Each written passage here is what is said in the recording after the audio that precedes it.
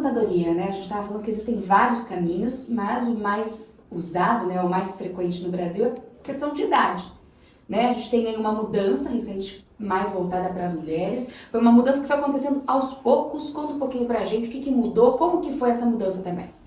Isso. Então, com a reforma da Previdência em 2019, a aposentadoria por idade ela também foi afetada, né? O que aconteceu? Antes, os requisitos eram simples: 65 anos para os homens e 15 anos de contribuição, e 60 anos de idade para as mulheres e 15 anos de contribuição também. Com a reforma de 2019, a idade das mulheres ela foi afetada. Ela passou por uma regra de transição. Então, a cada ano, a partir de 2019, as mulheres precisavam completar meio ano a mais para poder se aposentar. Até que chegou em 62 anos em 2023. E aí, a partir dali, essa é a idade definitiva para as mulheres poderem se aposentar. Então, hoje, o homem precisa de 65 anos e 15 anos de tempo de contribuição, e a mulher 62 anos de idade e 15 anos de tempo de contribuição. Com essa mudança, muita gente teve dificuldade de acompanhar, né? O que mudou, enfim, como foi progressivo esse aumento. A pessoa se pergunta, né? Posso me aposentar com 60, que era a idade anterior? Às vezes você já está se planejando, né? Planejando a aposentadoria. Qual a orientação para esses casos? Não tem jeito, tem que completar ali os 62 anos. Como é que fica essas situações? Esse é um detalhe interessante. Na verdade, as pessoas confundiam muito, elas achavam que todo ano a lei mudava, né? Não é isso, né? A lei é uma só desde 2019 e existiam regras que iam acontecendo ao longo do tempo. Então, hoje, elas precisam ter os 62, não tem jeito. Elas precisam estar com os dois requisitos completos, né? Tanto a idade quanto o tempo de contribuição. 65 para homem, 62 para mulher e os 15 anos de contribuição completos. Para daí sim poder fazer o pedido junto ao INSS. Eu cheguei na idade, mas não tenho esses 15 anos. Acontece bastante, enfim. O que fazer nesses casos, né? Tem como comprovar, por exemplo, atividades que não tiveram registro? Quais são as situações mais comuns também das pessoas que chegam nessa idade, mas não têm ali o tempo necessário de contribuição? Sim, isso é bem comum, né? As pessoas deixam para pensar na aposentadoria já quando está quase na hora de se aposentar.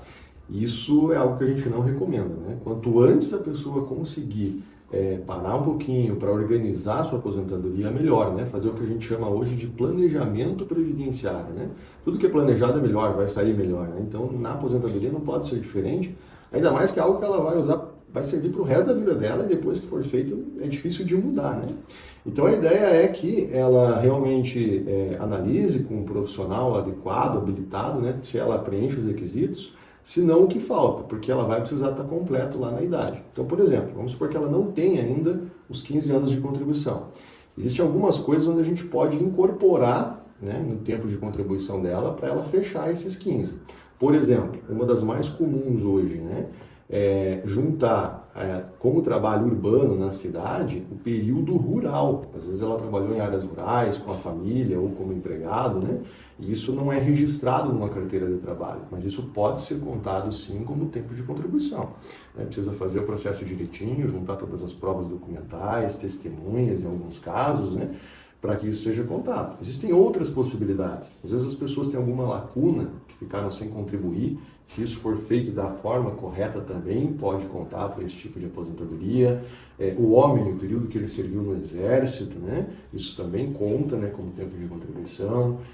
Período, às vezes, que não foi, a pessoa trabalhou informalmente, mas na sequência ela fez uma reclamatória trabalhista contra aquela empresa e teve aquele vínculo reconhecido.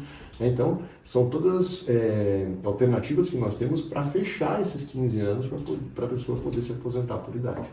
Falando sobre se preparar, se programar, né, assim, para poder se aposentar, enfim, qual é a idade recomendada? O que seria esse se programar, né? Procurar o quanto antes para ver se está batendo os requisitos? O que seria e qual idade mais recomendada?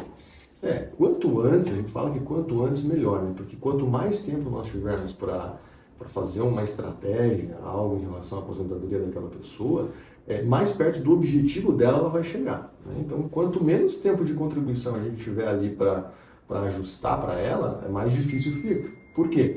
Porque a aposentadoria hoje, ela leva em consideração a média das contribuições da pessoa, né? Então ela vai pegar todas as contribuições lá de julho de 94 até a data da aposentadoria, atualizar, fazer uma média disso, e essa vai ser a base para fazer o cálculo da aposentadoria da pessoa, né? Então não significa que vai chegar ali nos últimos anos ou nos últimos meses, antes de se aposentar, vai contribuir pelo teto e vai receber o teto. né? Não vai. Às vezes a diferença que isso vai fazer na aposentadoria da pessoa é muito pequena. Então, por isso, quanto antes, melhor. E aproveitando que a gente está falando justamente sobre isso, há muita dúvida quanto a pessoa tem direito. Como você falou, é uma média, né? Pode ser para mais, para muita gente tem aquela ideia do salário mínimo, nem sempre é um salário mínimo, né? Sim, nem sempre, né? Não é porque vai se aposentar por idade, com pouco tempo de contribuição, com 15, né? Porque perto de uma aposentadoria por tempo de contribuição, isso é pouco tempo, mas isso não significa que ela vai se aposentar só com um salário mínimo, né? Existem muitos casos onde a pessoa se aposenta com muito mais do que um salário mínimo. Por quê?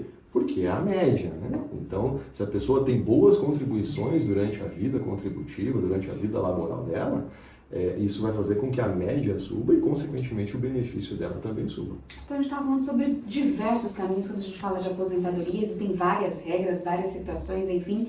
Por idade, é o mais frequente. Por quê? Porque é mais fácil também, em outros casos precisa também de ajuda de um especialista. Conta pra gente.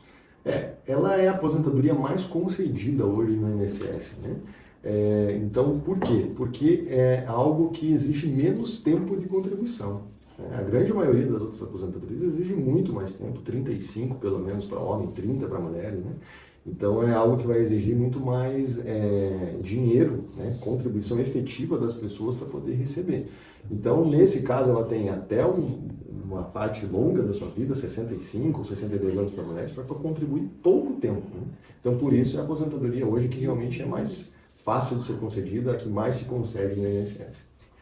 É isso, acho que a gente entrou em todos os pontos.